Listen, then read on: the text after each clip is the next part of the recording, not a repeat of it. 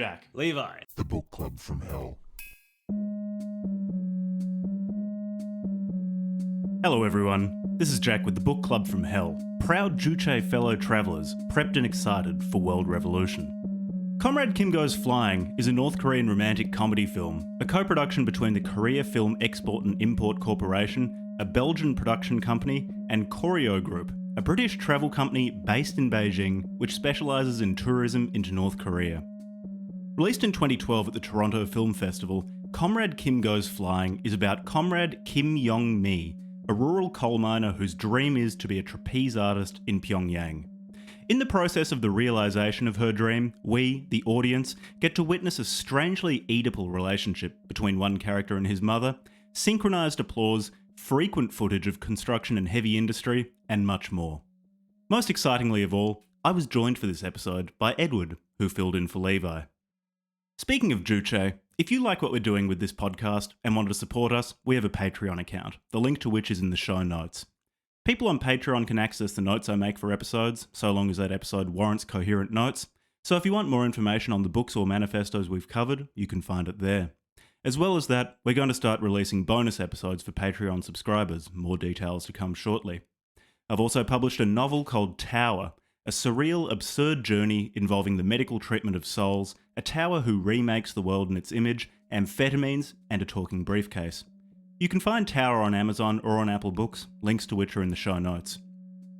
I also want to give a shout out to Isaac Bell Holmstrom, one of our listeners who has been writing poetry, which you can find at isaacbhpoetry.wordpress.com, link in the show notes. Also, I want to say thank you to Hamp AD for doing the artwork for recent episodes, as well as for redesigning our logo. They look great. So, if you're ready to exceed your daily coal mining quota by 120%, then listen on. Enjoy. So I watched Comrade Kim on a couple of nights ago, and then I watched the first 57 minutes again this morning, and I feel like I have a better grasp on it. Not that it's a particularly complex story, but there were some minor details I hadn't noticed. But I think above all, like the best parts of the film are just bizarre scenes that like don't really make any sense. I think that the chief one was the interaction with the guy who's driving to the kindergarten. Oh, that's right. Yeah, what's Commander Sok Gun or Sok Gun? Oh, does he even name? Does he? I'm a fantastic Korean speaker, but I might get some of these names wrong. But Yeah. I spelled the name as Sokgun, Sok Gun. I don't think I really paid attention to his name. I think that's Commander Sok Gun that she just ran into. Before we get into details of the plot, though, which is very intricate, we put Thomas Pynchon to shame. We should probably say what Commander Kim Goes Flying is, because Comrade Kim Goes Flying. Oh, that's right. Yeah, it's a very special film. It's a North Korean romantic comedy from released in 2012, and it's this co-production between the Belgian production company Another Dimension of an Idea and the Korea Film Export and Import Corporation, as well as a British travel company. And this British travel company, the Koryo Group, this is the fourth film they've co-produced with North Korea. Really? Yeah. It's particularly this one guy, Nicholas Bonner, who was one of the three directors of this film. He visited North Korea in 1993 and since then has been traveling to the country regularly and keeps co-directing films with the North Korean film industry. So he seems very taken with North Korea, which always says good things about a person. Do we know much? I mean, I had a bit of a Google of him and I read like an interview or two with him about the film. But do we know, like, does he have an ideological sympathy for North Korea or does he just like the place? It's hard to say because... So, full disclosure, I've never been to North Korea, but Neither. I haven't heard particularly good things about it. But maybe he sees something in the country. He is involved in foreign tourism into North Korea, so maybe he just is very, very taken with the landscape or the urban beauty of Pyongyang. but Is it his travel company yeah, that is the he's involved with the co-producer? travel company that keeps co-producing Right. films with North Korea.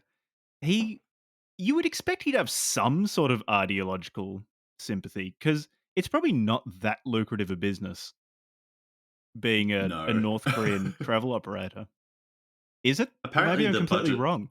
well, I don't know, but I mean, apparently the budget for this film was $1 million. Mm, I would be interested to know if it made that back. Like $1 million is not very much to make a film. mm, mm. So, and it actually was screened at like a number of international film festivals.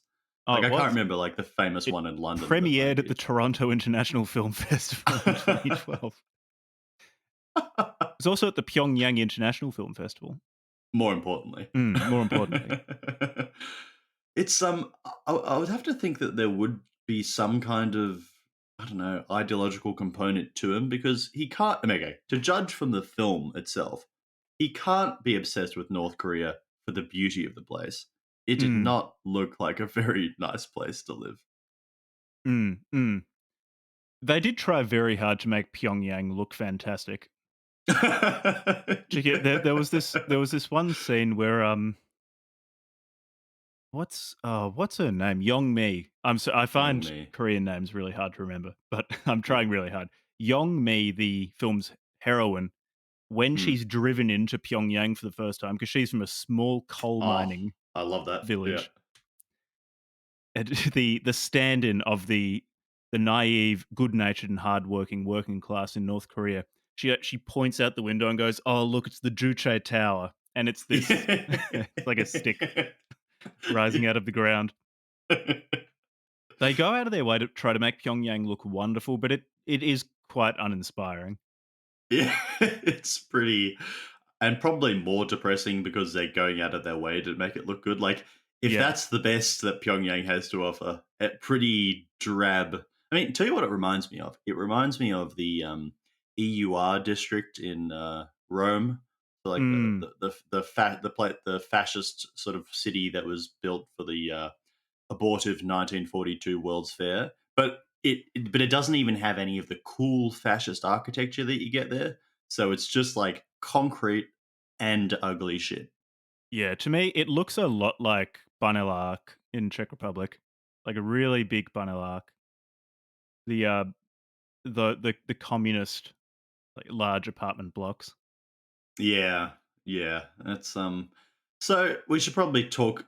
We should probably say what the film is about. So, like, the film is about a a little girl. I reckon this film has enough to its plot that we probably could do a run through of its plot Yeah, because yeah. Okay, let's it's do that. sufficiently inspiring that Yeah.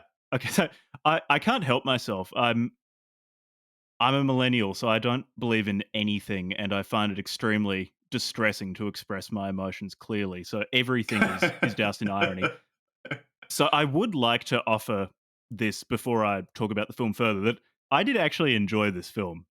Perhaps not for the reasons that the people involved in making it intended, but it's short, it's good natured, and it's extremely funny in probably an unintentional way. In its this bizarre naivety that Yeah. really soaks every aspect of the film.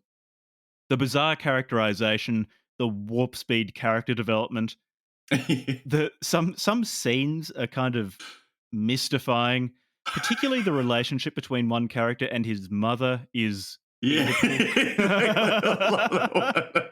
Which he threatens I to initially spank thought him. it was his girlfriend because so I watched this movie at a shitty resolution, and this might go some of the way to explaining this, but I initially thought, both based on how they look, this man and his mother, because they look roughly the same age, I thought that they were married or boyfriend and girlfriend or something, and the way that he interacts with her too made me Mm. suspect that they were having sex, but apparently not. Yeah, There are she's so many parts of chastising him. this film that are really great and would make me recommend this to people. Yeah, like the way she chastises him in like for drinking too much, and then like I think I can sort of get why she could be the mum, but he sort of looked a bit too old for whatever age Yeah, he he was looks like even he's meant to 40 or be. something. Yeah, he looks like this kind of like not. I mean, I wouldn't say like out of shape, but like He's I don't feel like prosperous. he was. I don't feel like he was as handsome as they intended him to be. Like He's I not feel as like that handsome as character. we keep being told he is Yeah. by the dialogue of other characters. It has that sort of weird quality to it, which you get in a lot of old films where the writers just sort of assert something to be true without bothering to show it on screen. So, like, Mm. I mean, like in a lot of old Hollywood films, like you'll just get it asserted that this man is very handsome, and like the guy's clearly not handsome or he's not in shape. And this film had a lot of that.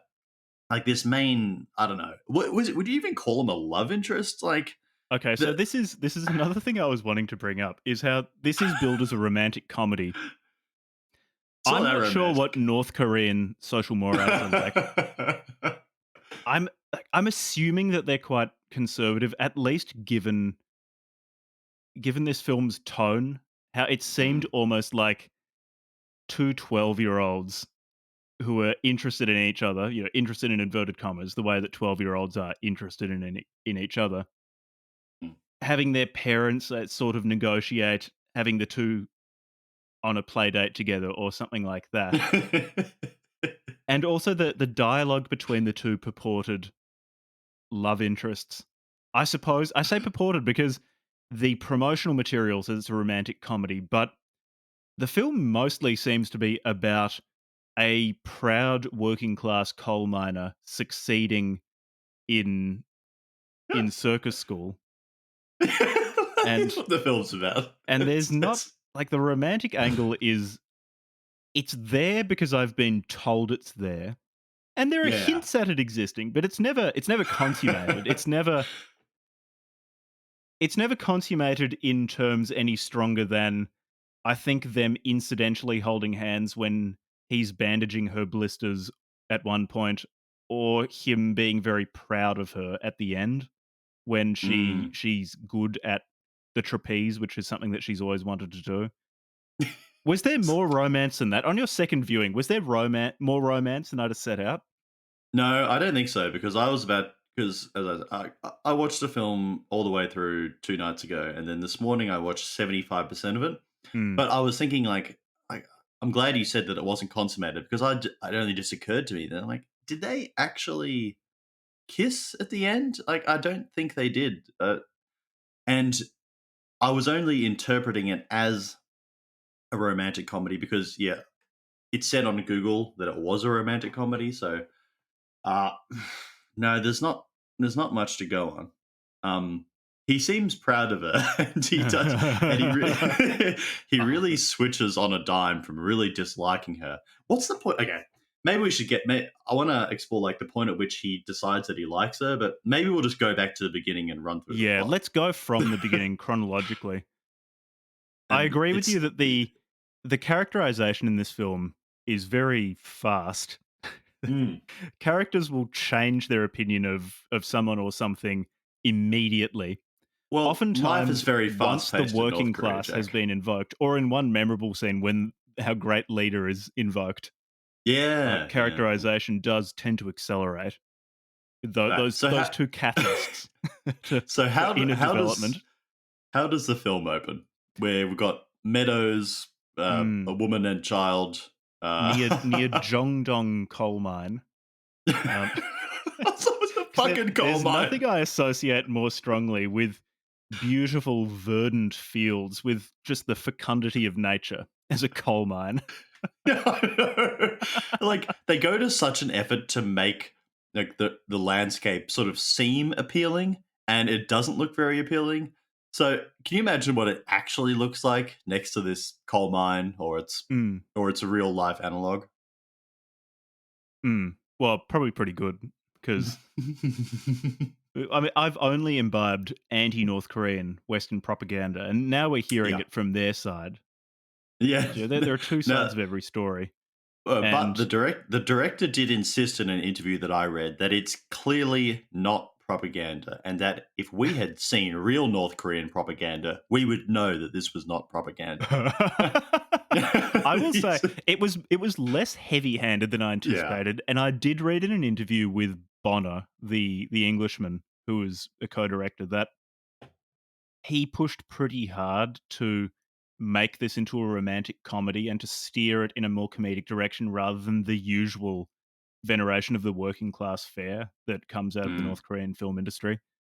yeah. So perhaps if you're immersed in that world, then this film will seem non-propagandistic.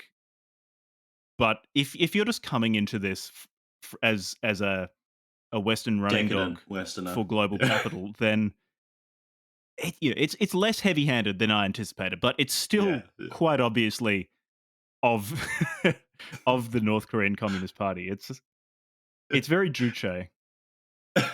What is that term? What does that mean? That's the name for the particular brand of communism as espoused by the Kim family.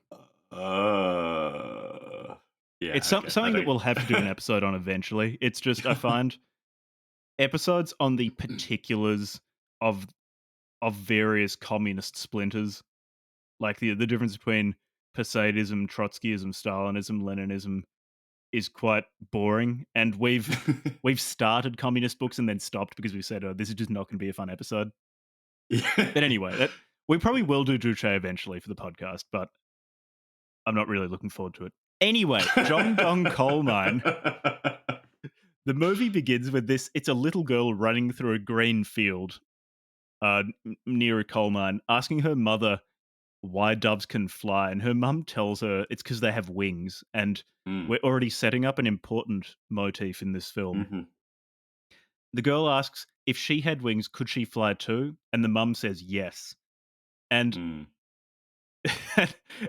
the next scene That's it. is it's where I really started to understand the magic of this film. So this girl is Yong Mi. This is the heroine of this film, Yep.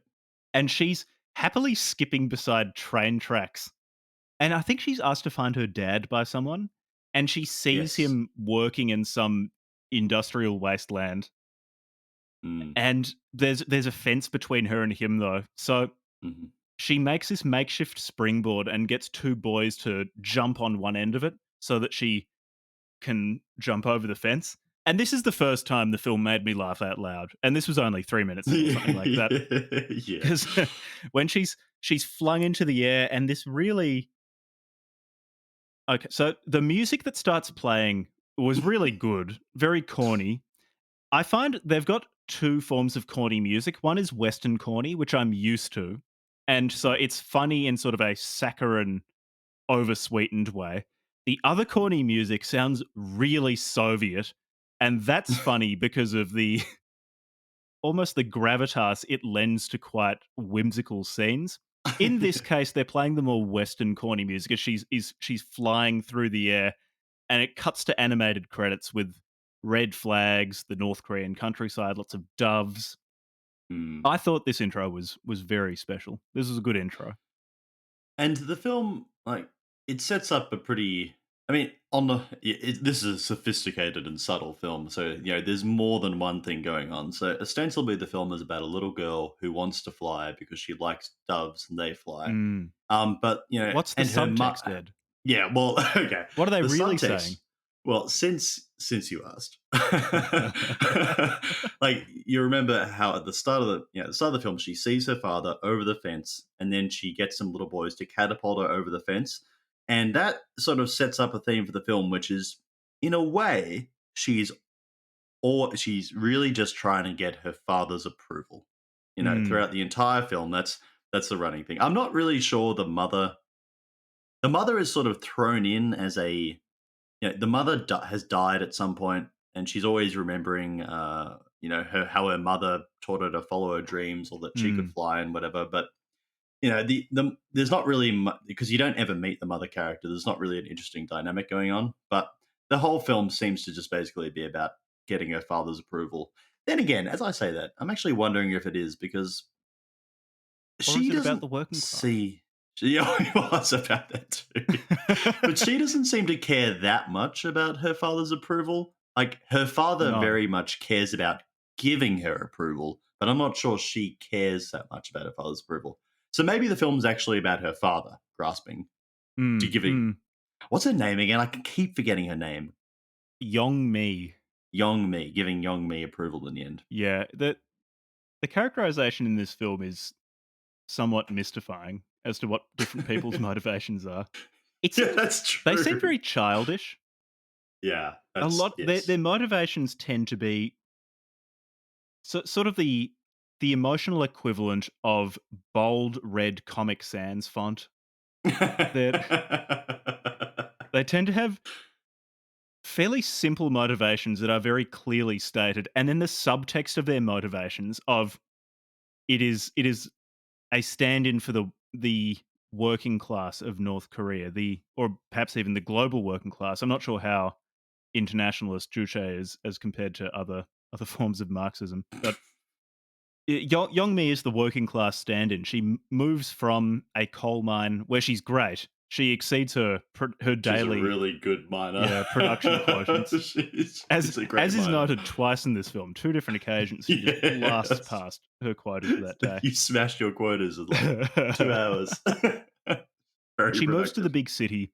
In the big city, she's incredible at being a worker. Like, she mixes cement in one memorable scene. Unbelievable. So Unbelievably well. fast at mixing cement. Wow, saying it out loud, this is a really good film.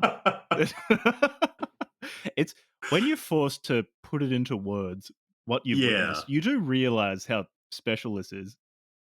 So, she's the stand-in of the proud rural worker against the decadence, or I guess North Korea presumably has a handle on these problems, but I guess the threatened decadence of city dwellers. Mm. They can they frequently degenerate into people who gather in coffee shops and discuss high flying theories instead of doing what's important, like constructing buildings, pouring concrete, mining coal. So there is that That is subtext, but that when I is an say interesting thing subtext, about it this is it's film. just stated openly as well, Yeah, in yeah. case you were to miss the point. Mhm. Yeah, this film is like there's a conspicuous absence of real villains. Like Yeah. there kind of should be a villain in this film, and it's sort of hinted at the start that like, oh, you think maybe the eventual quote unquote love interest will be a villain when you're introduced to him, but like his motive is, I don't think there's a villainous character, is there? No. I was interested to see what the villainous character would be in a film set within North Korea, because either it Yeah, would be a nefarious foreigner coming in and trying to stir up trouble, no, there's or no Big Daddy. if yeah, it's no Big Daddy is the memorable character in Wolf Warrior 2. Unfortunately, there's no Big Daddy, because I really liked Big Daddy as a character, the He's a American great mercenary who character. just fucking guns down innocent people while smoking cigars and drinking whiskey. I really want to rewatch that film now. Yeah, Wolf Warrior 2 was quite special. That's a great film. So the Comrade Kim Goes Flying doesn't reach quite the same dizzying heights as Wolf Warrior 2, No. but because Considerably less budget. it's set in North Korea and only stars North Koreans, and as such, I can't imagine there could really be a meaningful villain. It's hard to say. So, on one hand, it's a society that seems very passionate about rooting out enemies within. Mm, On the other hand, I doubt they would want to advertise on screen, particularly if it's going to be screened internationally, that they do have enemies within, because yeah. it's the Potemkin village kind of dynamic that everything is working perfectly. So I suppose it could be that. You're right about there not being any obvious villain, because even so, I had read that in addition to this being a romantic comedy and then being confused because it didn't feel much like a romantic comedy, I also read that the tension in the film came from the rejection of Pyongyang city dwellers of Yongmi, because she's a country bumpkin who shouldn't be flying. That is to say, she Yeah. shouldn't Yeah. be engaging in trapeze artistry, She, which is what she dreams of doing. she belongs underground. She belongs underground. But the thing is, maybe in one or two scenes, Oh, no, more than one. Okay, 2 or 3 scenes, but briefly, people might say this to her, but this Hmm. will be bookended by them being very, very kind to her. On the whole, Yeah, the yeah. denizens of Pyongyang were very supportive of Yong Mi's desire to be a trapeze artist, I felt. Wait, can I? One thing that I find a little bit baffling about this film, trying to recollect it, is that although the story is actually a very simple story, Mm. there's not that much connective tissue between like the scenes. Like I'm just trying. I'm trying No, to. there's none. I'm It trying to feels like actually remember you're how we traveling get so from quickly. how do you get from the little girl dreaming about flying and then being catapulted over the fence to see her father. Like, is then what scene do we go to next? She A goes very good scene. She's older, right. she's a coal miner, and she's leaving a tunnel on a train. And over the loudspeaker, someone is saying, "Congratulations to all miners for exceeding the production targets 2 months ahead of schedule." And there's a particular way that North Koreans clap where all in unison they go, Yeah. and they're all So you've it's a just got very these good clapping. rows of people doing choreographed clapping. This felt very Juche. It's And they're just great at clapping. That's how yeah. you exceed your clap production targets. Yeah, yeah, yeah, yeah. Well, I mean, this is the beauty of central planning, though, is you get to make things efficient, and this efficiency descends through all levels of society, even to the level of clapping. You Yeah. don't you don't have They're this very good at clapping. this exchange theory of value, unsynchronized clapping that you find in market economies. No, this is synchronized, centrally planned clapping. Yeah, I mean, have you God, ever been to like a symphony orchestra or something in the West? Like, if they okay, I guess they don't clap there, do they? But okay, let's well, go to a not concert between in the movements. You West. only clap between movements if you're an animal. Yeah, which we all are because we don't Mm, have centrally planned clapping. yeah, precisely, precisely. Okay. All right. Well, so what happens next? You're gonna have to do most of the plot work here because I find this movie like I watched it. I almost watched it twice, and like I get it, but it's pretty hard to recollect. Basically, Youngmi's friend, whose name I flat out don't remember. I'm not even sure if it's even said, but her female friend gets a Yeah, position as on part the of a on I think construction brigade. construction brigade in Pyongyang, and Yes. Youngmi has this idol, Ri Soo Hyun, who's a Yeah. trapeze artist in Pyongyang, Yep. and Youngmi, you know that Youngmi looks up to this woman because she says out loud, "This is my idol. I really look up to her." Yeah. The exposition in this movie is it's very efficient, and I suppose as central planning is efficient, so too would the centrally planned exposition in a film be efficient. They just tell you what characters are thinking very bluntly. There's not really much room for interpretation, is there? But like what's the at the start like when whatever her mate's name is telling her that she's going to be part of the Pyongyang construction brigade. Like, are they at like a graduation ceremony because her father's there? And like, I don't and then know. I thought they were just what mining about the coal. bit where she gives the flower? What about the bit where she gives the flower to the manager and it sort of leaps out of her hand? Remember that? Yeah, that's true. I interpreted. Okay, so maybe this is where the interpretation comes in. I thought it was just a day, like another day at the office in the world's cleanest coal mine. 'Cause everyone comes out looking spotless. Yeah, that's right. Yeah. I just thought they were mining coal, and her friend said, "Hey, I'm going to Pyongyang," and Yongmi decides that she also wants to go to Pyongyang because that's where Risu Hyun is. That's what I thought was happening. But I thought it was like some kind of like graduation from coal mining school or something because But I thought because she, her father's there but I thought and she was always going to be a coal miner. yeah, okay. I don't know, I actually don't know. but like, and then like, and like, she's going to give like her.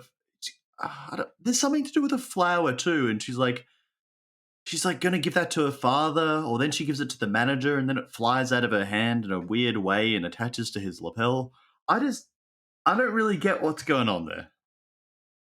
There are a few moments that could do with a bit of tightening up. I'll acknowledge that. That's one of the few Like blemishes it's the on this scene is film. presented as if its meaning should be self-evident.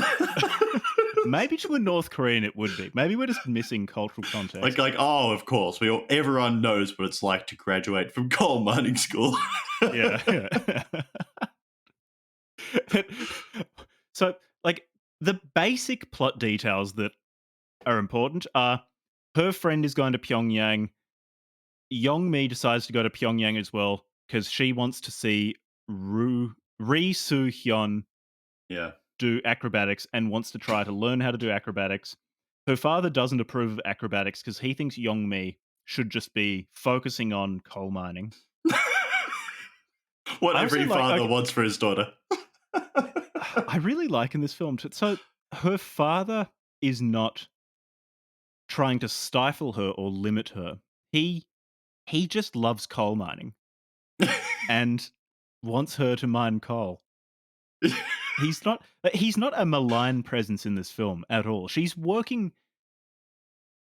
It's at least said that she's working to get his approval. She acts in a Mm. way that would say Yeah, she otherwise, doesn't but really show it. yeah, you're told at least that she wants her father's approval. And her father's approval seems predicated upon very sensible things within the context of this film. Mm. He really likes coal mining, Yeah. and Yeah. her acrobatics distract from coal mining. There's a good scene. Okay, so here is some character development that is show don't tell. So, okay, for example, evidence that Yong Mi likes acrobatics. She's skipping home after a good day on the coal Oh mine. yeah. She's actually just skipping. Yeah. And she says she wishes that she could fly like her idol Ri Soo Hyun and then does a flip on the sidewalk Yeah. and keeps skipping home.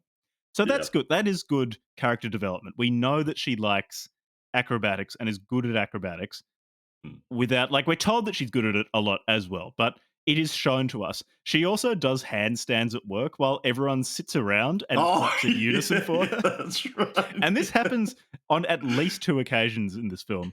Yeah, and I think I like it because, like, I think it cuts to that scene and she's already doing a handstand and everyone's Yeah, applauding. yeah, yeah, It's yeah, yeah, like, yeah. oh, that's that. It is also in this part, the film sets up one of its, I guess, symbolic motifs that it returns to a lot, which is video footage of North Korean industry. Oh, There are a lot of yeah. videos of big coal mining machines in this There's part, a lot, and a it lot, it will and a just be picture of a interposed beautiful between big bits of slag character heap. development. So Yeah, yeah, you'll have a scene of her doing handstands for people, and then you'll have 15 seconds of coal mining machinery, and then you'll have Yong Mi trying to convince her father to let her go to Pyongyang or something. It's just yeah. kind of out Because of nowhere, but I yeah, appreciate its presence. It's very good. well, I think it's necessary because, like, were this a decadent Western film, then there would be like a contrast set up between being a horrid, being a coal miner in horrid conditions, and this girl wants to escape from underground to reach like the Mm, mm, mm. beauty and glamour of and heights of being an acrobat. But they don't like that's definitely not the impression they give you. Like no, she loves coal mining. Coal mining is awesome. North Korea is really good at coal mining. Whatever her name is really good at coal mining. But she also, it's like a you can walk and chew gum sort of thing. Like Yeah, but yeah, yeah. coal mining is awesome, but also you can also be an acrobat. So I guess you can find fulfillment in heavy industry as well as in the performing arts at the same time. Yeah, They're not yeah, mutually yeah. exclusive. Yeah. No, that is true. That is very true. The There are a lot of inspiring images of North Korean industry. I do like when she's working as part of the construction collective in Pyongyang. There are just so many shots that are of much worse quality than the rest of the film, which makes me wonder if they are actually just shots of people building high rises in North Korea. Like, Yeah. Yeah. it will just cut to people building tall buildings, and Another thing I it liked is very about it, nice. I loved how, like, especially in the scenes of coal mining or like you know, carriages full of coal being taken away. It's just how like what a small scale everything operates on. Like if you've seen like construction sites in Australia. Like it is pretty all like mines in Australia. Like Mm, they're mm. pretty big. Like this sort of seems like the kind of coal mining you do in your backyard. Like it's like the Yeah. kind of heavy industry circa 1920 or something. It's just Yeah, well, this is an artisan's coal mining. This is made with love. artisanal coal mining. Yeah, yeah. Only the freshest organic electricity will be made with this coal. It's and And, you can taste it if you put your tongue like, in the electrical socket, the difference in the quality of the electricity between what we get in Australia and the yeah, handmade. handmade coal-fired electricity in North Korea. It's a sort of you can't replace sort of the loving touch of a Yeah. coal miner who works with his or her hands with love with a machine or something like that. One of those big bucket excavators. It's not the same. No, no. I mean, the touch of her hand is an important image because one of the people she one of the men at the factory that she later pretends to arm wrestle. We'll get to that. Oh, When that she's scene. walking away, Wow. comments on like the touch of her hand. Wow. Yeah, I do remember. Yeah, the second man, the very Yeah, weak man. the young one, the young one. Yeah, yeah, that was Okay, okay. So, is Young Mi's okay, affect very, very childish? Because yeah. she has the mannerisms of an 8-year-old girl. She's obviously an adult physically. I'm Mm. wondering, is this direction or is this just how North Korean women behave? It felt very childish how she behaved for the entire film. Yeah, yeah, and the actual actor is herself actually a trapeze artist, so she had to be trained to act for this film, Mm. and very well. Um, but I don't know. I sort of get the impression that everyone that's probably pretty normal for how these people act. It just, I mean, not to get too prejudiced about the thing, but my impression is that a lot of young Asian people are a bit I don't know, what I might consider immature, but maybe that's because I'm a decadent Westerner. And then I think if you put Mm. on top of that like a government that literally infantilizes its citizens, then it's probably unsurprising that she's very infantile. Yeah, that I guess in one way it's a good thing that the romance angle was never consummated because of how childish the main Yeah, character what would is. that look I like? imagine that would be extremely uncomfortable to watch. So yeah, there are merciful features in this film, or maybe it was just a directorial decision. That, okay, we've Yeah. got such a childish lead that we can't include a hardcore sex scene to climax the movie. Can you imagine how disturbing that would be given Out how of they each nowhere, act? Yeah, it would Young be out of Me nowhere has too. anal sex. With that guy too? Yeah, just an hour and a half scene. Yeah, that Oh. would be deeply unpleasant, and I probably couldn't finish the film if that were the case. I'm glad they exercised directorial discretion and didn't include 1.5 hours of anal sex to finish off Comrade Kim Goes Flying. Okay, so Okay, so she let's get she she goes she to Pyongyang. yeah, she goes to Pyongyang as part of the same work brigade as her unnamed friend. The way that she gets there is odd. So I think she misses the bus to Pyongyang, but it's not really stated that she misses the bus. Did they say that she missed the bus or was it just implied? Because I felt like I was doing catch up. I mean, I've seen that scene twice, and I was confused both times. It became apparent that she Yeah, had missed the bus, but I don't think we see but it her took a miss the bus. while Yeah. because what happens is she says, "Oh, I'm going to be leaving for Pyongyang," and then it immediately cuts to her rushing about and then hitchhiking, like Yeah. standing by the road, side of the road, trying to wave down cars.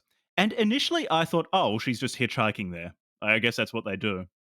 Mm. But Yeah. no, she was, she waved down a car and the guy driving the car said, "Oh, do you know where the kindergarten is in this village?" And she assured him that she did, but directed him to drive in front of the bus that she needed to take and stop so that she could jump out of the car and get on the bus, Mm. bearing in mind that the viewer hasn't been informed that she missed her bus. So for this scene, I was just kind of confused as to what was happening until I pieced together that she needed to catch a bus. I'm glad you had a hard time with it as well, because I just felt really stupid, as if I'd missed something really, really obvious. No, because I only realized that that's really what the sequence of events or the implied sequence of events after I watched it the second time, because I was actually paying attention a bit. I mean, but then like the best part of this scene though is that like, you know, she's standing on the road, I think after missing the bus. Then like a car drives up to her, sort of beeps her, and then the guy I believe puts his head out the window. He's like, "Do you know the way to the kindergarten?" And she's like, "I'll show you." And then like it cuts. She's in the car. Then it cuts back once or twice. It's like this guy just driving alone with like a boot full of soft toys. And you're like, why is he going to the kindergarten? And, like, I it's love how never this film explained. hints at a wider world outside of Yong Mi's travails.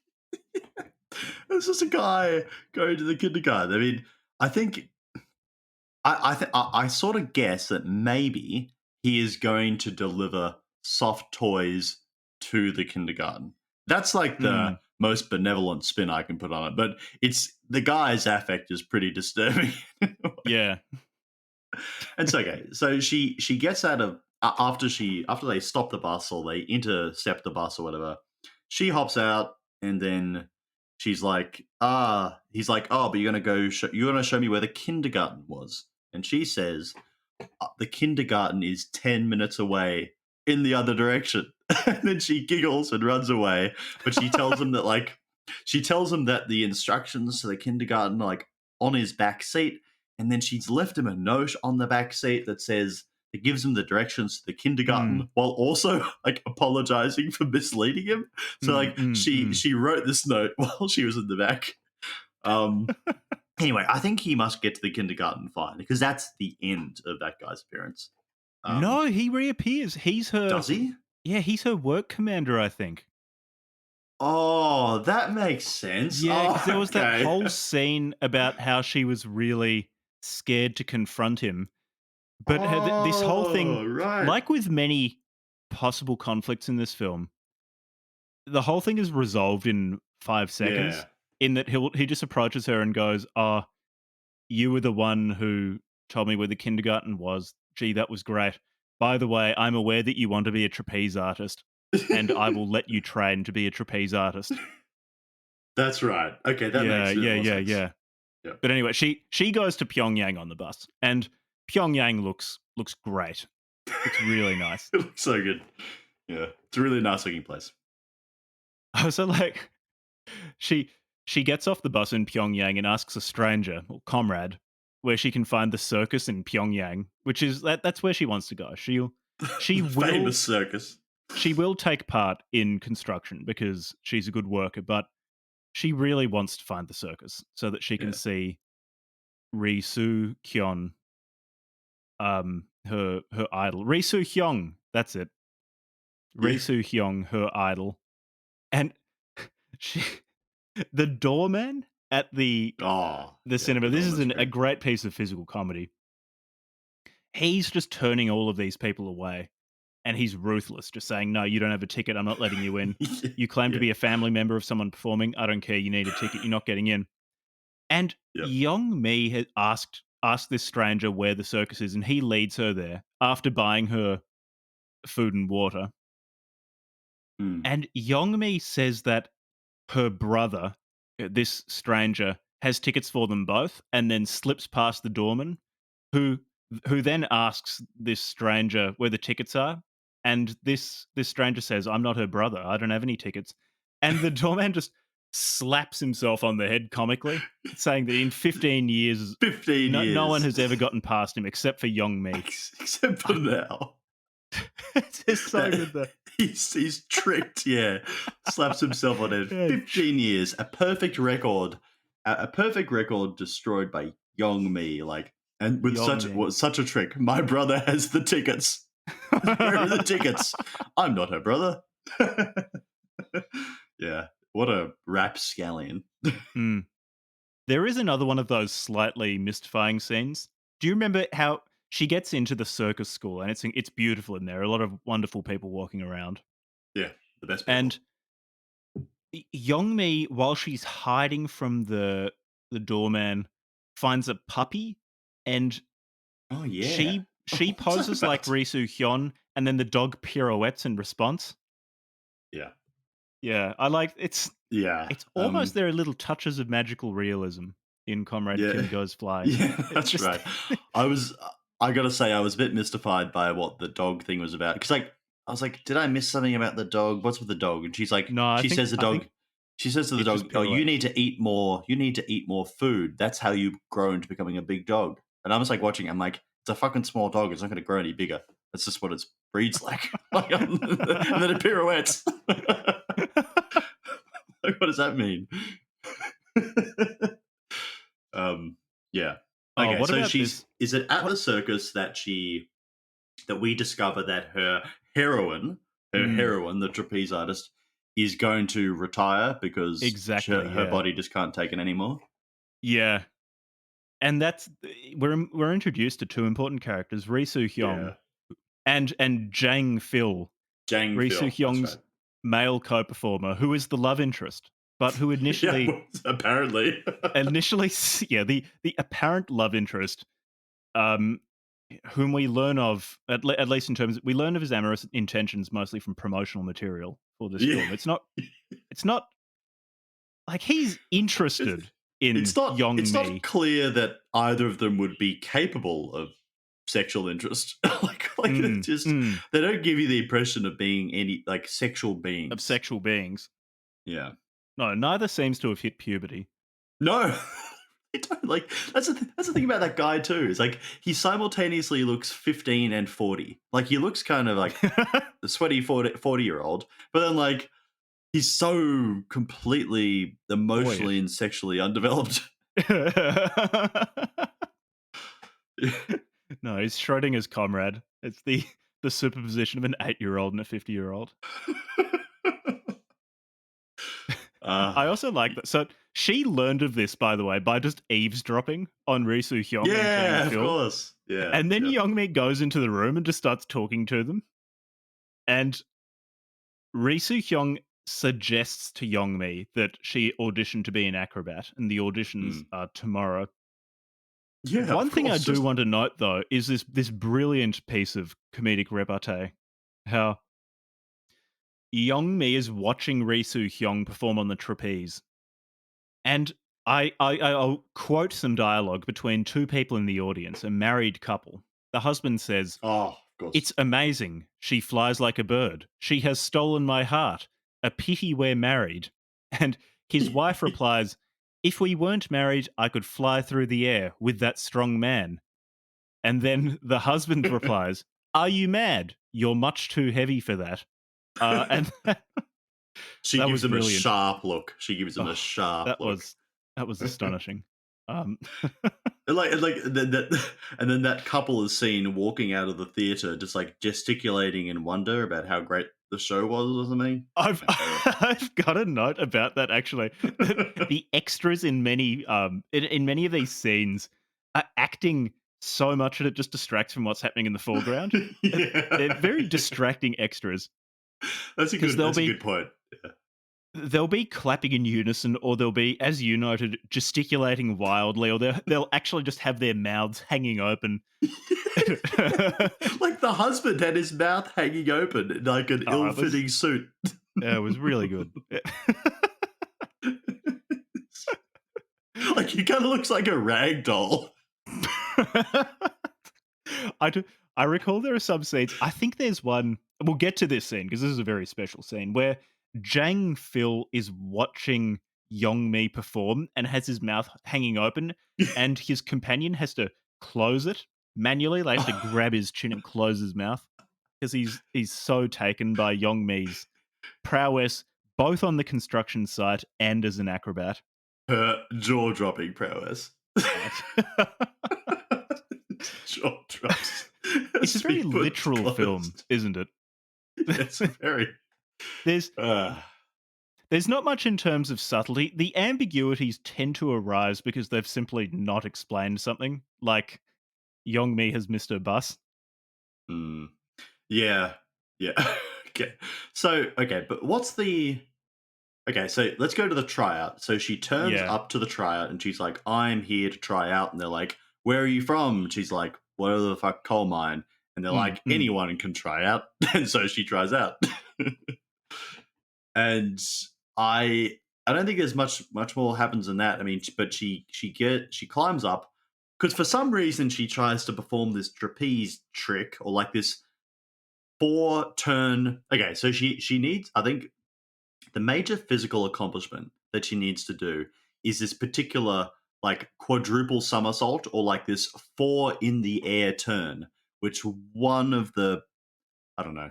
One of the people there is like says like the North Koreans are known for their like patented four in the air turn. Yeah, Like, well, as we all know. as we all know. Like and it's like I'm Stated not plainly saying that that's what they're known for.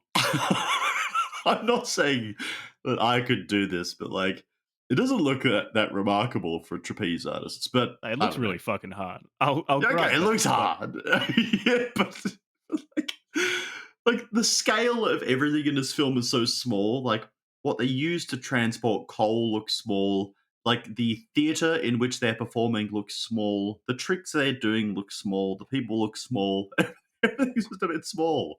But Mm, anyway, it's mm. apparently quite hard to do this trapeze trick, and like it is. I don't really get it because like she can't do the trick because she gets vertigo or she's so scared of heights.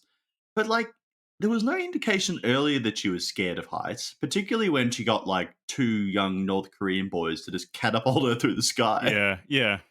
Like, where does that scared of heights thing come from? Yeah, that's right. Because she, on the construction site, too, notes that she's scared of heights. But then that problem is fixed in about Yeah, they 30 solved that seconds, problem. if Yeah, that, of montages yeah.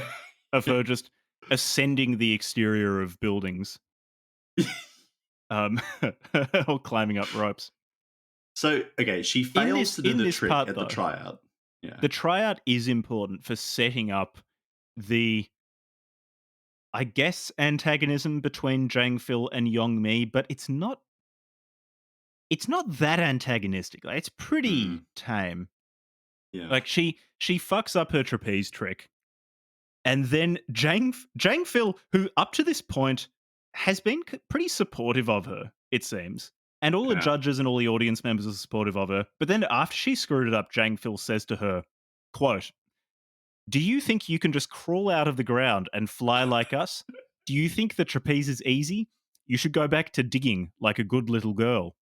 And then there, there's a, there, there's a great sequence of scenes next. So in the next scene, Jang Phil and some other guy, I don't think is named, but he's with Jang No, Phil quite a lot. yeah. Another gymnast.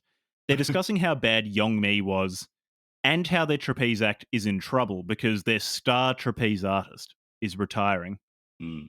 Then Yong Mi appears out of nowhere and tells Jang Phil that being a trapeze artist doesn't make him any better than anyone else. And I quote, "If you insult me, you invite trouble."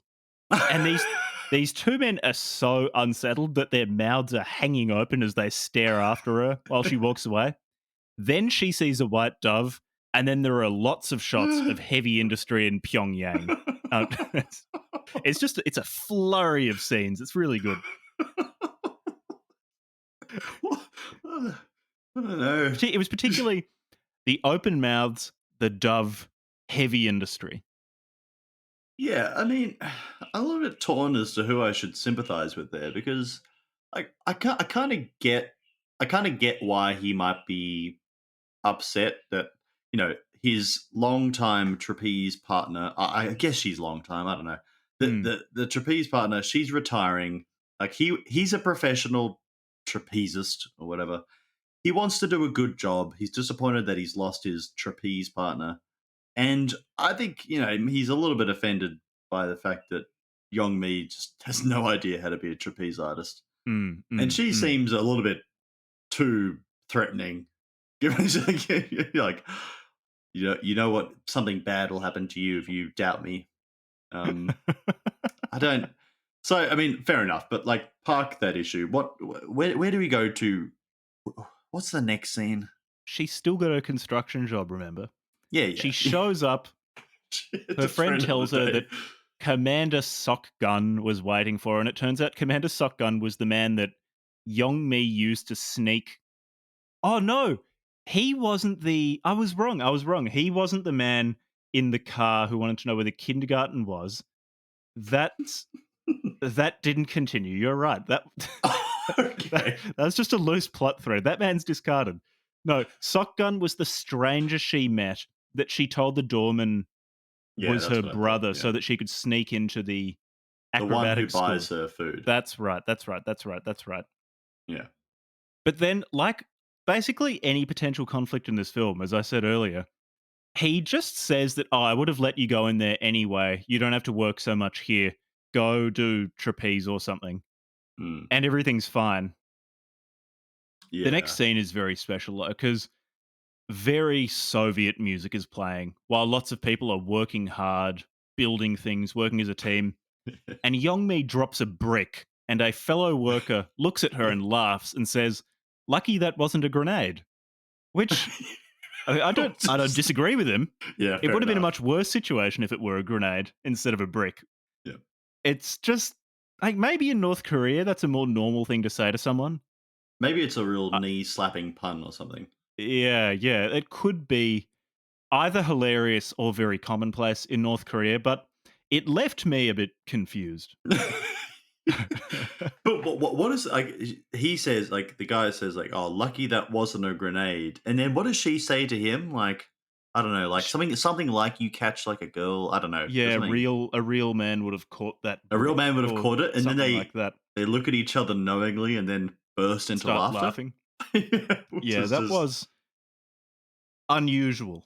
so lucky it wasn't a grenade. It's very funny, but then her retort of a real man would have caught that a grenade. I guess makes them. Mm, That's even funnier. So they're all mm, laughing. mm. They're just There very funny people. are...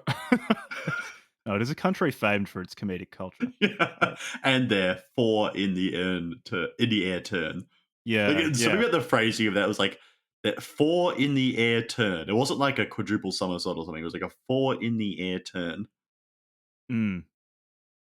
What about okay, the next two scenes. These are pivotally important. We were talking about the Oedipal dimension of these Oh earlier. yeah, cripes. So we're back to the circus school and we see four men getting plastered on beer and they're glowing red like drunk Asians. And they Yeah. which makes me wonder if they actually were just drinking in this scene because at least physiologically they seem to be drunk. It's not just they're acting drunk. They're blushing and sweating as Yeah, you would expect. because I would say like they're not good enough actors to act that well, like or to put on being drunk that well. So I Yeah, wouldn't. I I kind of suspect think they they were were just drunk. trashed. Trashed on beer. Yeah. Trashed Anyway, on beer. You know how Jang hard it Phil. would be to get that trashed on beer. You would have drunk so many beers. Like, I don't see how many beers he drank, but he must have drunk a lot of beers. Well, they don't have your proud and powerful metabolism. No, no, no. I mean, I'm assuming most of the listenership to this podcast is European, but Mm, mm. they get moving on. Next. So I've even got written in my notes right here. Jang Phil staggers home to his wife, but it's not his wife, it's his mum. Yeah, They yeah. just they behave as if they are sexually intimate. This is in this romantic comedy. The relationship between Jang Phil and his mother is the most sexually charged relationship. That's true. Yeah, especially when she says, "Oh, I'll spank you." Like she threatens to spank him at some point. Yeah, and then there's this bit where she's pestering him saying that he never used to drink but now he's always drunk, and in response he Yeah, just picks her up while she squeals and that's places her right. on the couch. Like, I Yeah, was just expecting him to rip his pants off at this stage and fuck her. But Yeah, well, I mean, like, I I think then found out later that it's his mum. I think the viewer could be forgiven though. I mean, like, guy stumbles home drunk after a day at work. A woman chastises him for being drunk. Then he picks her up in his arms and spins her around. Like, that's not how I interact with my mum. I mean, I don't live with my mum either. Like, No, no. and they don't look. She doesn't look that much older than him. No, they look a very similar age. He keeps pouring at her as well. Oh my god. It's, their dynamic is very strange in this film. Yeah. And that's right. And just keeps his mum was reading an article about Yong Mi because at Yeah. the start of the Why is film she on the she was magazine? she was photographed for some magazine or newspaper because she was so good at coal mining. Yeah. And Mm. he sees this magazine that his mum was reading with Yong Mi's face on the front of it, and he just keeps staring at this picture of Yong Mi while his mum keeps scolding him for only thinking about girls. Yeah, that's Uh, right.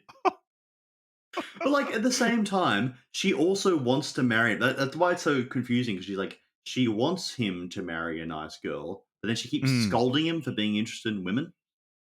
yeah, and then there is this point where Yong Mi is trying to get some book on acrobatics, and Mm. Jang Phil's mum must be a librarian or something because That's Yong Mi right. meets her when she's trying to get this book, and Jang Phil's mum says that they don't have the book, but they actually do.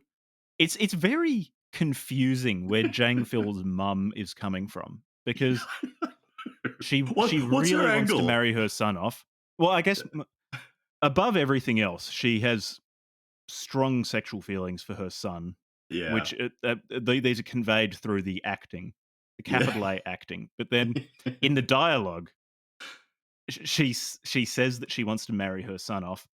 But okay. So she is just. Let's just explore this for a little bit because I'm a little bit confused. Like she okay.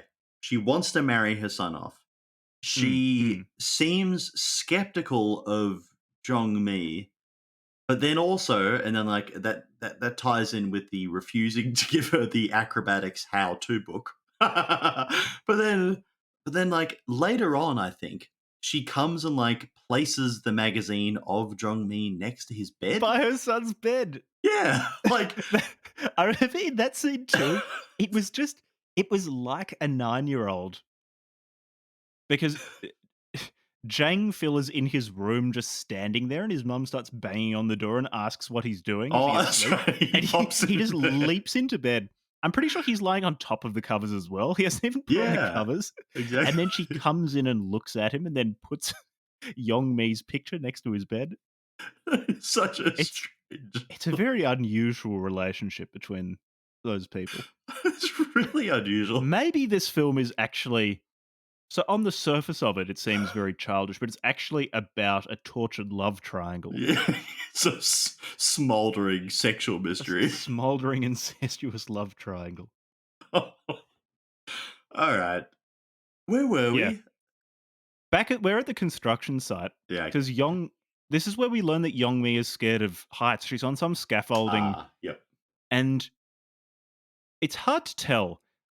I'm assuming she was meant to be scared and be experiencing her fear of heights because later on we are told that that was what was happening, but at least at the time Mhm. it's not entirely clear what's going on. Anyway, she says she has a fear of heights because she grew up in a coal mine and she's used to Yep. being underground.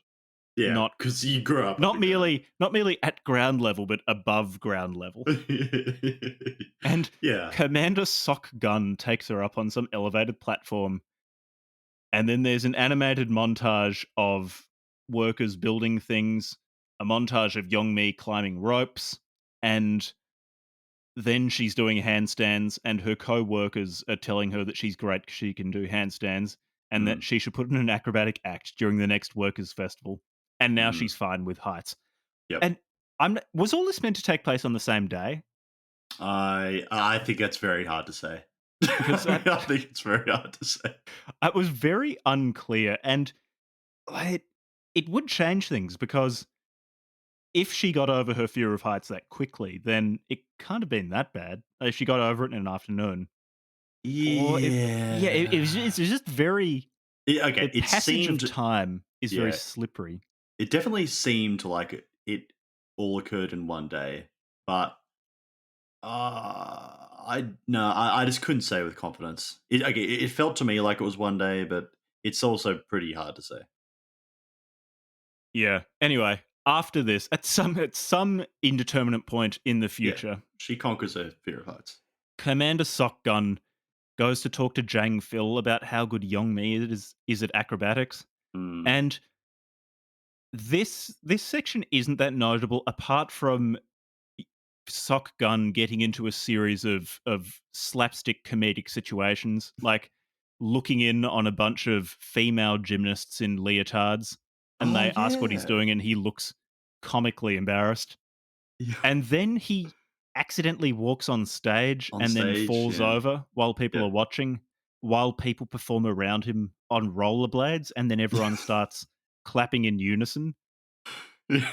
This film often has a hallucinatory quality in its I was cuts. about to say, there's a very dreamlike quality to a lot of these scenes. Yeah. What about the next scene though? Because now apparently Sockgun has convinced Jang Phil to teach Yong Mi acrobatics, Yeah. and there's this Yeah. great scene where Jang Phil comes to Yong Mi's construction site. And there's this comically large Looney Tunes dumbbell that he's just curling, and all the workers are standing around him cheering. And this is one of those points where it is asserted that he is very good looking and Yeah, very it's this strong. guy is so handsome and And strong. is he holding like a very large? It's like a large dumbbell or a small barbell with one hand. He's just sort of holding it He's up. just doing curls with it while while a group of men surrounds him cheering. Why is he It's doing the girls there?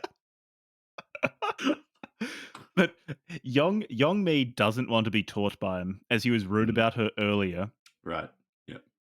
And this is another one of those plot threads that's picked up and then immediately discarded. So because she's embarrassed about having fallen off the trapeze in front of him, she tells him that her twin sister was the coal miner who fell I off the forgot about trapeze, that.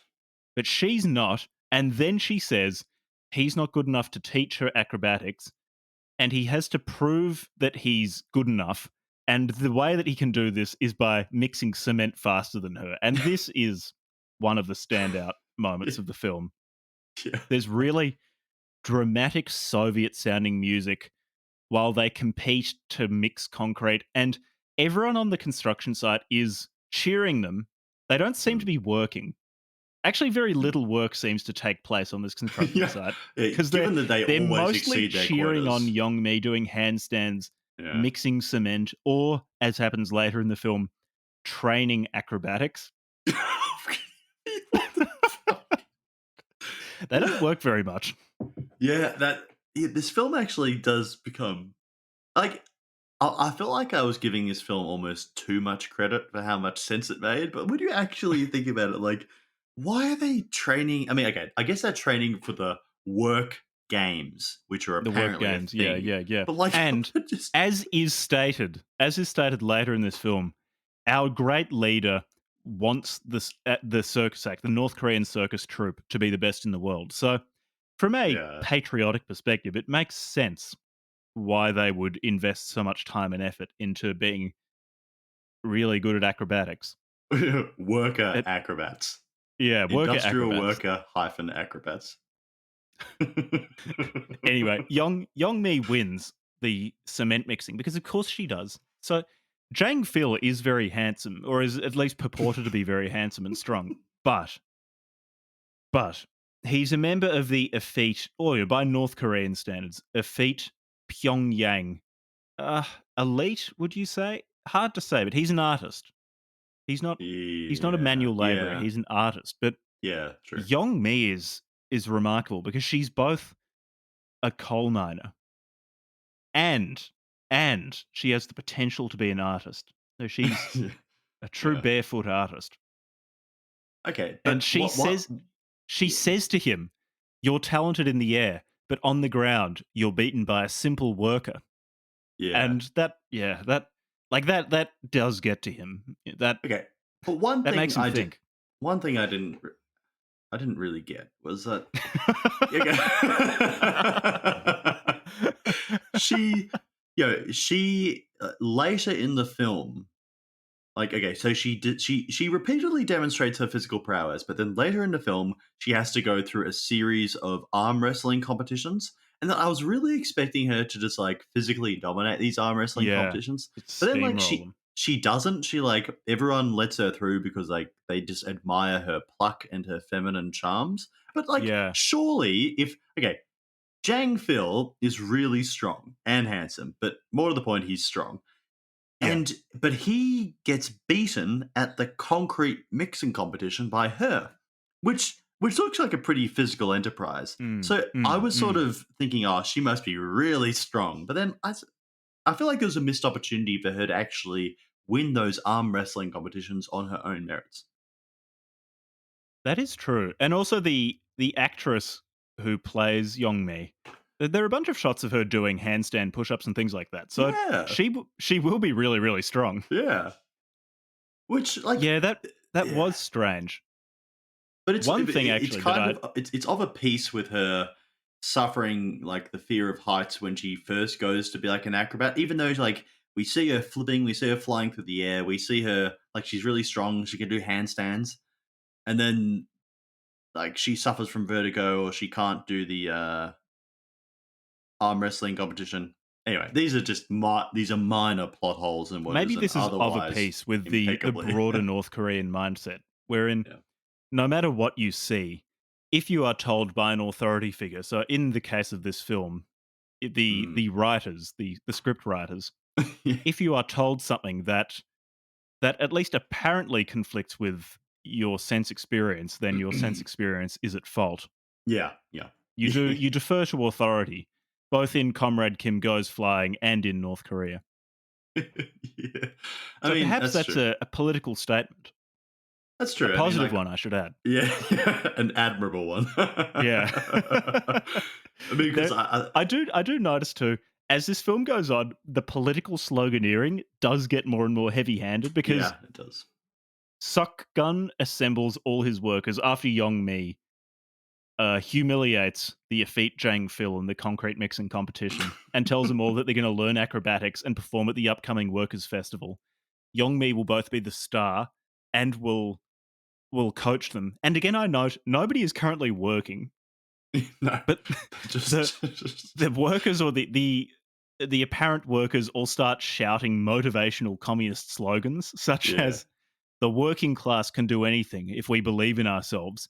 Everything can be achieved with revolutionary spirit. Remember, this festival is to show our talents, but it is about the group, not the individual.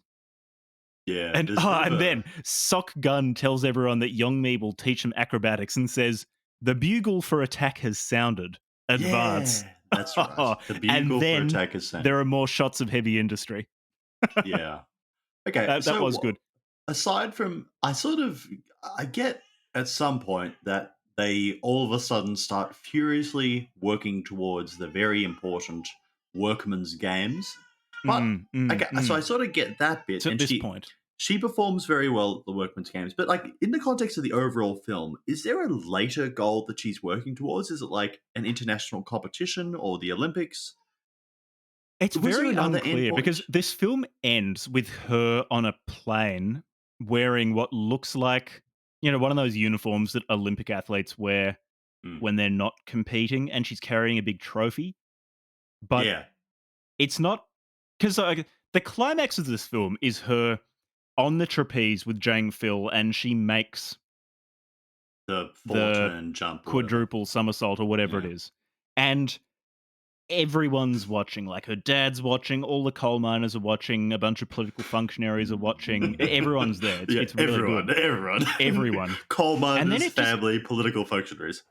everyone clapping in unison. And then it just cuts from that to her on a plane with a big trophy, but it doesn't say what happened. Like, is this a $5 trophy bought at Kmart? Is this from the Olympic Games? I don't know. Yeah. it's, I I it's sort of feel like, I mean, okay, given that our leader desires that they be the best in the world, I think we can probably assume that they've won that competition, like an international competition, and we're just sort of flashing forward a long way to her like triumphing at the Olympics and coming home on a plane with a massive it trophy in her could lap. be. It certainly could be. That's yeah. That's the current theory in Theory of the Comrade Kim case. Goes Flying scholarship. All right, so we're at work. Let's backtrack to Yeah, we're at the the steelworkers competition. now because Yeah, they need if now that they have suddenly decided that their construction brigade is going to compete in the workers' games, yeah. they need equipment for training acrobatics. So Yong Mi Oh, of goes course. to a steel foundry and asks them to make acrobatics equipment. The foreman first laughs and says that they Comrade don't make Foreman. things that small Comrade because Foreman. yeah, this is North Korean heavy industry and they just make Yeah, big stuff. yeah. And Yong Mi The tells way them he to arm laughs, wrestle though. her for it. Yeah, but it goes like And the way he laughs when he's like, ha ha ha, ha, ha, ha, looks away, he's a then big looks back. burly man as well. He's like, we don't make equipment that small. We make heavy industrial It was equipment. so good. Oh, that was this scene. The scenes in the film do get better and better as it goes on. It does build up a sense of self confidence and absurdity. Mm. But the foreman tells her that it's like a video game. She has to arm wrestle the oldest steel worker and then The some young youngest. guy. And then if she beats those two, the foreman will arm wrestle her. And if she wins all the arm wrestles, then he'll make her equipment. And she goes to the oldest guy and says, basically, just can you sign this document saying you lost? And he goes, oh, I'm really old. I don't care about winning anymore. And just signs it. Mm. And then the next guy demands that they arm wrestle. And he beats her, but also signs that she won. And Yeah. she runs away and tosses her hat in the air because she's so pleased. And then this guy just says to himself that she was a lovely girl, and the touch of her hand makes him happy to have lost. You- yeah. Fucking incel. Yeah, I know. Like what? Such Piece of confusing shit. sexual dynamics in this thing. And like, and can I just say, like, she seems like an 8-year-old girl. Why are people infatuated She's with her? remarkably childish. I just Like she's not unattractive, but I also wouldn't just lose my mind over her like many of the men who come across her seem to do. and I guess it's made it a little bit more difficult because like there's that sort of there's that studious communist inattention to the body. So they're always working like Mm, fucking workman's overalls, and they may as well be yeah. wearing pajamas, which sort of adds to the infantile sort of quality of it. Yeah. Mm. No, they definitely could have taken some more pointers from the West in terms of serving up softcore pornography Yeah, in the form of a exactly. PG-13 film. Yeah, exactly. Okay, so she goes. Okay, so she takes the signatures to Mm, Comrade Foreman, and then he's pretty surprised. I think it's fair to say. And then, but he agrees to arm wrestle her, and then in the end, he lets her win too. But so, like, he says to her, like, okay, you only have to get my arm down a little bit. If you'd like, you can use two hands. And then the arm wrestle starts, and I guess he's not really trying because the mm. younger worker, who's a complete pussy, Yeah, he he's just a beat her. pencil. He beat her easily. But then big burly Foreman is like holding steady with her, like their arms aren't moving that much. And then is that when she starts using both hands, and then No, he she lets starts her kicking him win? under the Oh, table and that's tells right. him Yeah, it's a combined a attack. combined attack. Yeah. Like she has a particularly vicious looking like look on her face. Like she looks like Yeah. this angry little monkey infant just like going at him under the table. Yeah. Yeah. She does strike me as the sort of person she is very infantile in her moment to moment behavior, her public behavior, but Yeah. behind closed doors, I'm sure she's absolutely vicious. Yeah. I think Like also like putting out cigarettes on people's faces and yeah. I think like the main thing I would this sort of reminds me of like Stephen a friend of mine, Stephen, comparing like certain low IQ criminal types to like having the affect of like an animal where they're so capricious you don't know how their behavior is going to change at any one moment. And I sort of think Jong Mi is a bit like that. She's like a capricious little animal. She might start kicking you. You know, she might kiss you on the cheek, or she might kill you. Um, she's It's like a cat. she's unpredictable. Yeah, she's like a cat. She's like Like you a could you could be patting a cat, it could look really, really happy, and then suddenly it just turns around and starts clawing your hand and trying to bite you, then runs away. yeah, yeah, yeah. She's like that. But anyway, She's a she wins the she yeah. wins the arm wrestling competition and starts crying. And then everyone starts crying and applauding. And he tells her that she's shown the strong spirit of our working class. Yeah, that's right. Yeah. It's yeah. Okay. So then he makes the equipment for them. Okay. So Yeah, they've yeah, got yeah. the equipment, the workers at this construction site. Do we know other games they compete in? Are those like inter workplace games or intra workplace I games? have Like no idea what I these wasn't games are. sure of the scale of this competition was meant to be, or is And this we like also a never see the games. wait? But wait, is it when all the Because people are right at the end, watching? I thought that was just that was not an audition, a practice run for what they Uh, would do at the games. See, I think that's why I'm confused because Maybe at the end when she's on the plane with the maybe that's the trophy, that workers' was from games. winning at the games or something. But I also thought at some point, like we see either a sign or it flashes across the screen to indicate that the games are taking place. I think that's Oh, why. really? Well, I might. I'm look. Did I just miss that? I'm not very confident about my about how the events unfold in this film, but like I guess I came away with the impression, at least after the first one and 75% of the second viewing of this film, like I thought that the games were something separate from the final competition, and I thought that she like she shows off how good she is in the workman's games, and that's like a step on a part of a greater journey towards becoming part of the official national team, I presume. That's a very interesting theory. But I Like don't know.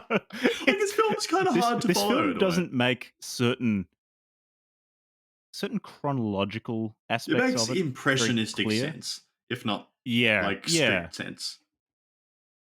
yeah. It's more something to be experienced rather than intellectualized.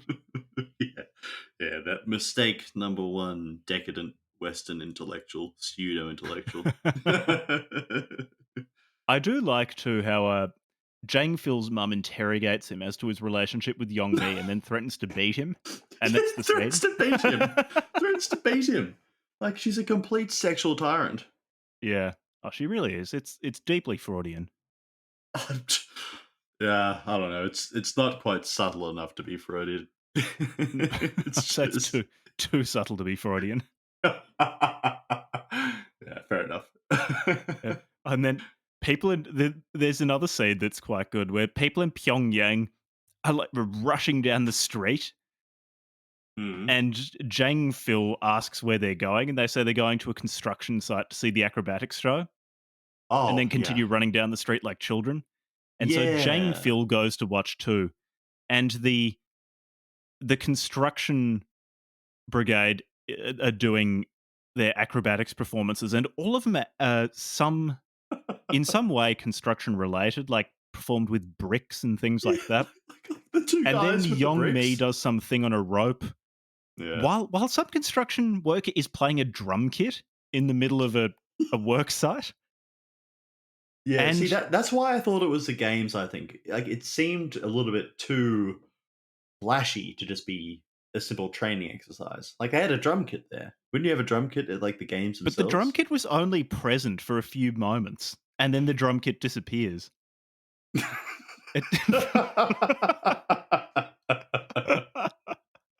and and this is where Jang Phil and his mum are both watching Yong Mi do this rope spinning trick or something, and Jang Phil has his mouth hanging open. Jaw Yeah, and dropping good. Jang Phil just can't stop thinking about Yong Mi. And eventually he decides he needs to go to the construction site and apologize to her Yeah. so that she will fill in Ri Soo Hyung's place, because he's just decided that now Yong Mi, despite not knowing how to do the trapeze, has the potential to be great at the trapeze. And in the entirety of North Korea, there is no other option. No one else could possibly do this. No. Only Yong Like, Mi. But we are shown other acrobats at the tryouts earlier. What happened to yeah, those who is so acrobats? much younger as well. Because we'll get to when Yong Mi is in acrobat school, but it's her and a bunch of children, That's right. except she's like twice everyone's size. They're all like 12-year-olds or something. Like, God, I forgot about that. Jesus. Yeah. Okay. Anyway, Um. but Jang Phil goes to the construction site to ask after Yong Mi, but Yong Mi has gone back to her village. And so Jang Phil also goes to Yong Mi's village, and this bit's so good. So there's a scene of Yong Mi happily driving some coal train underground. Yeah. Someone really excitedly tells her that she has exceeded her daily quota by 120%. Mm. She juggles apples for everyone. Yeah. She tosses an apple that Three she was apples. juggling to one of her comrades, who She's takes a only bite juggling out of it, three and then everyone apples. laughs and applauds. It's three apples as well. Like, she's only juggling three apples. Like, they're all losing their shit as she juggles three apples. Like, okay, I can't juggle at all, but like, three apples is not like a lot. Mm. Like, and then she just tosses one, and everyone's absolutely beside themselves. Yeah. This scene though in her ancestral coal mining home is pivotally important for the plot, because Jang Mm. Phil follows her home. He asks her to go to acrobatic school, I think, but she rejects him and says that her father doesn't approve and her place is as a coal miner. So Mm. then he follows her home, and Yongmi's grandmother invites him in because he's handsome. Mm-hmm. And then Jang Phil's dad starts drinking with no, wait, Yong Mi's dad starts Yeah. drinking with Jang Phil, and Yong Mi's dad is a proud coal miner who's good at drinking, and Jang Phil sucks at Ah. drinking. Yeah, yeah, yeah, Wait, yeah, yeah. okay, he sucks at drinking, but we did earlier establish that he has taken to drink Mm, after the mm. departure of his former acrobatic partner. He's Yeah, just not this very good at part drinking. was somewhat confusing. Yeah, okay. Yeah. And the I father feel like says, you'll to need to learn to truly drink. appreciate this film, you need to just accept a continuous present with only minimal reference to past events. Yeah, that's right. You need to like, there's continuity in terms of the meta You need structure. to apply that Stalinist mindset Yeah. to people who have been disappeared, Yeah. or to events that are no longer relevant, like Jang Phil previously being a piss pot and now not knowing how to drink. Yeah, that's a good way of putting it, actually. Yeah, yeah. Because who was it? Yagoda or something? The guy who got disappeared by Stalin. This is the Yagoda of drink. Yeah, yeah, yeah. The audience can be relied upon to memory hole most of the foregoing plot points. I do like too that Yongmi's dad tells Jang Phil that art is important, of course, but the true work of coal mining is more important. Hmm. This is also where Yongmi's dad. So during this film, he's repeatedly stated that he's resistant to the idea of Yongmi doing acrobatics instead of coal mining. Mhm. And so you first get Jang Phil telling Yongmi's dad that she's so good and she should be a great acrobat. And then the circus party secretary, Yeah, that's right. some woman that I've just never seen before, No. visits Yongmi's house with a retinue of other party secretaries, I guess, or party workers. Yeah. And they all tell her dad that Yongmi is really talented and she should be an acrobat. And Mhm. I do like this bit. Yongmi's father says that he's not sure if he or a party bureaucrat is raising his daughter, and everyone laughs in unison and says that the whole country is raising Yongmi. Yeah, that's right. Yeah, and now her Which is dad's now another on thing board. that's just Like asserted he's just rather than suddenly fine with demonstrated. it. Yeah, like, Yeah, yeah. what's that about? like these things, like they kind of make a little bit of sense if you don't really think about them, and then you actually pause and you're like, wait a minute, what does that even mean? What does that mean in the context of this film? Like, I I know what understand the feeling behind it. yeah, I as a point of, nationalist and communist propaganda, it sort of makes sense. But why is he persuaded by that? I suppose any appeal to the greater authority of the nation is enough to persuade an honest coal worker. I guess if I were in North Korea and a party secretary flanked by other bureaucrats came to my house That's and told true. me to do something, I would also Yeah, acquiesce. that's true. Yeah, okay, that's a good way of reading it. Like in the same way, Mm. there's like the text of like there's the ostensible romantic text, and then there's the sinister Freudian, incestuous subtext. Like the text is like, oh, happy fathers, of course, happy that the nation is raising a child, but like the father would in fact be terrified. Yeah, yeah. Yeah. Uh, so Youngmi, we now have a lot of montages of Youngmi training with a bunch of children, Yeah. and it, so she's getting really good at acrobatics, of course. But it's also just funny seeing how much bigger she is than everyone else Yeah. because I was really she's surprised a by fully that. grown woman with a bunch of 12-year-olds. Like, and it wasn't. I don't know. I was a little bit perplexed by that. Like, because she is not meant to be old. Mm. Like, but then what age is Young Mi meant to be? Like, But because compared to a prepubescent child, she looks yeah, very adult. yeah, that's true. Like, I was sort of getting the impression that I don't know, she was maybe meant to be like 17, 18, or something. But I Mm, guess you have to mm. start training pretty darn early if you're going to be a North Korean acrobat. Yeah. Yeah, yeah, yeah. Yeah. Okay. But then she loses hope and she says it just really suddenly that she doesn't want to train anymore because she's tired. Yeah, that's And right. she talks to Ri Soo Hyung about wanting to return to the coal mine. Mm, And she's given a pep talk about, I quote, there are things you don't realize. Our leader instructed that our circus should be the best in the world. He gave yeah. lots of advice to our circus and the artists. And having been told this, Yongmi continues to train.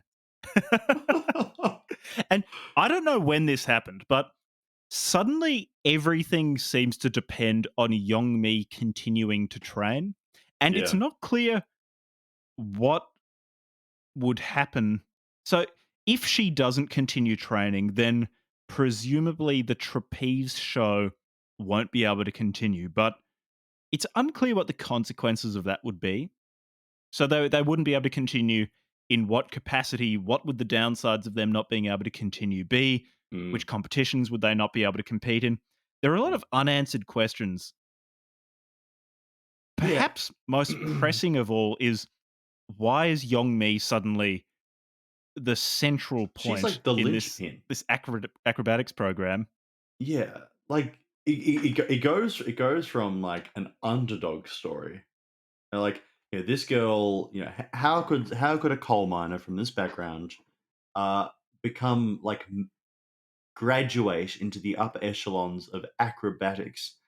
And then but like you sort of I feel like it's implied that there would be like a lot of because like one part of the story has people ostensibly looking down on her from the lofty Mm, heights of acrobatics professionalism.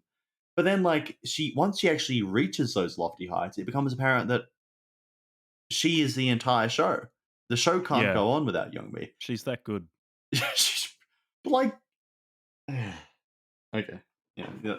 I'm not gonna try Okay, and work how that about out. this? This is probably the high point of the, I was going to say simmering, just room temperature water over an unlit stove romance between Yeah. Yongmi and Jang Yeah. Phil.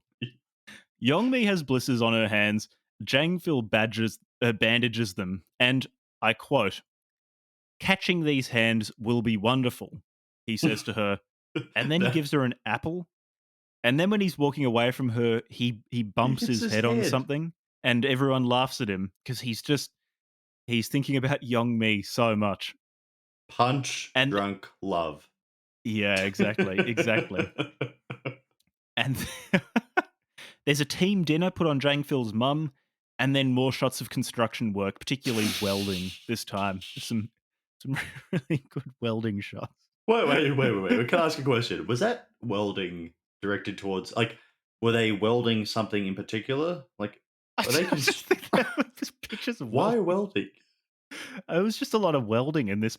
Okay, so there's some sort of narrative consistency to each of these small vignettes of industrial life. Vignettes This is the right one word for it. was about welding, and Yeah. just have a bunch of brief videos of people welding stuff. I don't know why it's there beyond the natural affinity for activities like welding or mixing concrete. That Maybe these are the bonds of love being being wrought, being welded, being yeah, welded.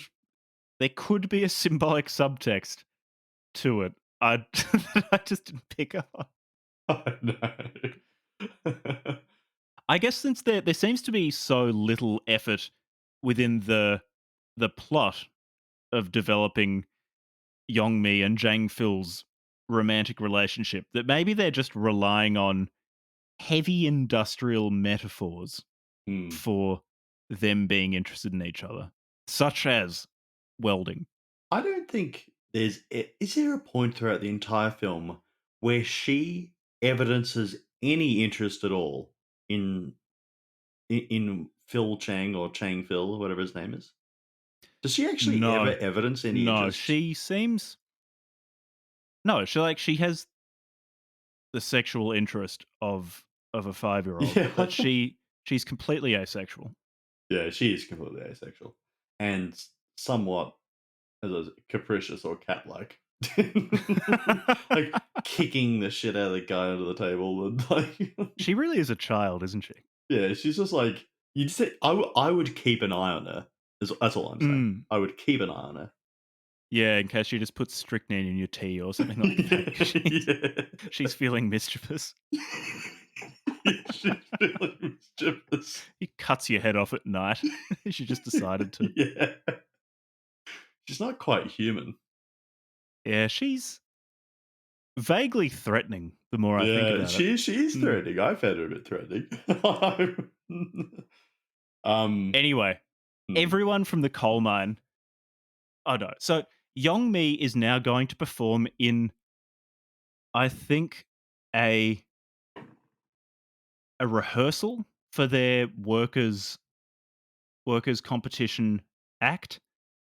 yeah. And yeah, and so she has two attempts at the trapeze. So she's performing with Jang Phil, and she does the trapeze and falls. So she does it badly, and everyone is disappointed. And the judges say that the trapeze act is not ready. And then her dad appears in party uniform and tells her, "We, the working class, never give up." And then her coal mining friends appear and cheer on, and then she does the trapeze properly, and everyone cheers and claps in unison. And then it cuts to the plane where she's holding some sort of trophy, and then the film ends. I feel like you did a good job of summing that up because I like the abruptness of The the ending. abruptness. Like Exactly. it's like there's a whole lot of like the film. I mean, I'm glad the film was not 2 hours long, but Mm, I sort of got the impression like once it got to 60 minutes in the film, I'm like, how are they going to wrap this up in 27 minutes? And then mm. and they do so very abruptly. And like, there's no resolution at all to the apparent romantic storyline between No, there's Phil nothing. Chang and Phil Chang and Young Mi. Um, yeah, Yeah, but it's not merely the climax that's abrupt. The build up is abrupt as well. Everything about the film is yeah, extremely abrupt. it's an abrupt film. It's a very abrupt film. Maybe that was an artistic choice, which I found highly disorienting. But I just okay, so I know next to nothing about film, but I just feel like there needed to be some sort of connective tissue in Yeah. here between these sudden scenes. Yeah, it's However, however, if mm, it were more competently made, I probably would have enjoyed it less because the slightly alien sense of watching it is part of what made me enjoy it. yeah, yeah. If it were a Yeah. more conventional film, then it probably would have been a lot less fun. Yeah, that's true. Like it does involve a lot of sort of themes and motifs and scenes that like are at first blush recognizable to a regular human being. But then once you actually sort of think about it, like the setting is obviously fucking weird. The people are fucking weird. Jung Mi isn't really a human. She's like some kind of capricious child, vicious cat animal. And then you like the romantic interest, like there's the fucking smoldering Freudian incestuousness between the Mm. mum and Phil Chang. And like it's everything is pretty off. But it's also It like it's not that it threatening. Yeah, okay, let me put it this no. way. It's more threatening if you think about it more. I think the character of Jong Mi is pretty threatening. It's almost like a wax museum in that when you Yeah. first look at it, it looks like an everyday environment, but the more Yeah. you look, the more off it is. Yeah. Or if not a wax museum, that it feels like a reconstruction of what normal human beings do on a normal human being day Yeah. by some sort of creature that has arrived on Earth fairly recently. Yeah, yeah, that's right. Yeah. Yeah. I think, And it's most of the way there. It's 95% of the way there. It's just that 5% off makes the entire thing feel very alien. maybe this is just life in North Korea. Yeah, maybe they watch this and see themselves. Maybe this is how they all behave. Maybe Yeah. this is what life is like in North Korea. You don't do that much work. You mostly just pursue the pet projects of someone who showed up on your building site a week ago. And before you know it, you're juggling bricks for the denizens of Pyongyang. Yeah. I c- It's I can't contextualize this scene, but there was a scene that sort of not even a scene, a brief shot that stood out to me. And I think it's when who's the guy who goes stumbling through all the circus acts? Is that the uh commander something? sock gun, Commander Sock gun. Sock gun. Do you remember the bit where like he's I think it's before he stumbles onto the stage, but like he runs into a guy who's on Is this the stilts guy on and stilts? grins down at him? That's the film to me. Like Yeah, it's just mystifying. it's completely like again a How hallucinatory quality. the conversation he has with the man is otherwise quite prosaic, besides the fact that the man is on stilts. And then the man walks away in a very self-satisfied way on Yeah. stilts. I don't know. Something about Yeah, it that does reminded sum up me the the atmosphere of feel, this yeah, the film. feel of it because like something about the guy on stilts just reminded me of a vaguely threatening spider. I don't know, just the way Mm. he sort of was looking down at him, and then he wanders off, and you're like, "Well, that's the film for you. That's what we're watching." It is Uh, unusual. okay, It's an so unusual film. would you recommend this film to others? I would say you would. I certainly would recommend it. It's short. It can be found for free online Hmm. if you're willing to stoop that low morally. Yeah. It's it's a lot of fun. It's an exceptionally strange film. See, I gotta say, I enjoyed the film, well, like the way you put it, like as a series of like vaguely related, but on the whole separate vignettes. Like it's quite funny, Mm. but watching the whole film, like it felt a lot longer than 87 minutes to me. Like it was a I was surprised that it was only 87 minutes. yeah, it felt like So a long film. it didn't feel as long as Triumph of the Will. That was Oh no. interminable. I mean, I guess I didn't try to watch Triumph of the Will in one go. Like I watched that in two sittings, and I was pretty darn bored by the end. Like I did Mm, watch mm. this in one. The first viewing I did it once in one sitting. I would definitely recommend it. to other people, but it's not. It didn't reach the heights of pleasure that you get from like Wolf Warrior 2. But like Wolf Warrior 2 is a No, Wolf much Warrior 2 was exceptional though. yeah That a way that is higher a budget film. fantastic film. Yeah, yeah. Like, But that's a film that is it's a competently made 80s action movie where you replace the American Cold War chauvinism with Chinese Cold War 2.0 chauvinism. yeah, that's right. Yeah, Whereas this is fun because it's just kind of bizarre. yeah. Wolf Warrior 2 is a real movie. Yeah, that's true. That's true. Yeah. I would say I would. I'm. I wasn't so put off that I wouldn't watch another one of these films from this Mm. bizarre production company. I don't like. Let me put it this way, I'm not going to. After recording this podcast, I'm not going to rush off and watch the final 27 minutes again. Like I don't. I think. But You don't need to see it's the denouement. yeah. No, I mean once is enough. But no, definitely worth a watch. Are there any? I don't feel like we've missed anything great, but like it's sort of hard. No. I hope we've conveyed an impression, or some of the atmosphere of what makes this film interesting. But it's definitely I worth think we watching. have. I think we've painted a picture of the atmosphere of Comrade Kim Goes Flying. I think there's just particular images that disturb me. Like the guy looking down on the stilts disturbs me. Whatever that guy was doing going to the kindergarten with those stuffed animals in the back, that sort of disturbed me. Mm. Are there any like great images that flash out to you? Just like those particularly jarring sort of images?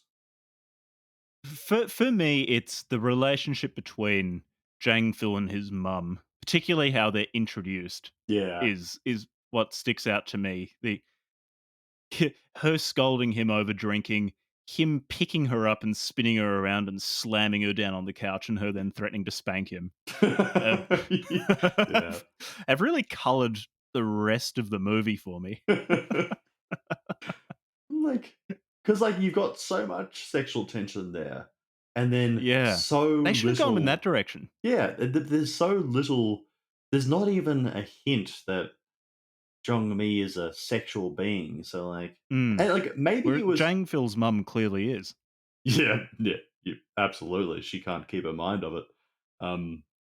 But uh, I think maybe we were misled by the promotional literature that asserted that it was a romantic comedy. Like, Hmm. is there anything in the film itself? We know that we know that Phil Chang or Chang Phil or whatever his name is. We know that he admires Yong Mi, but does he Hmm. admire her? Does he come to admire her in any sense that is fundamentally different from how he admired the previous trapeze artist? Like, is it like I could see it being a purely professional, almost platonic love, and like, Well, we don't know what Ri Soo Hyung and Jang yeah, that's Phil were true. We don't doing know. if they ever had to share a hotel room when they were touring their trapeze show. I Yeah. think he does express more than a professional admiration for Yong Mi. When he says that her hands will be really nice to catch, I think that is very subtly saying that he hopes the relationship with her will be more than professional, but it's very subtle. Yeah, but like It's a stretch to call this a romantic comedy. to me, that is almost that's almost of a piece with the young worker who touches Young Mi's That's hand, true. That's and true. like I get the impression. Bear with me. The impression that I got was more. It had the feeling of like that passage in Edmund Burke where he's describing what like the admiration that all feeling British men would have for Marie Antoinette. Mm, mm, mm, Like mm. it's more of like that chivalric, distant love rather than a romantic love. Hmm. So there are deeper themes to this film then, with the nature of love, the various types of love, as demonstrated by Jang Phil Yong Mi and Jang Phil's mum. Yeah. Yeah, I mean, look, yeah, but as you say, like, Jang Phil's mum, that's a very real, earthy sexual passion, I think.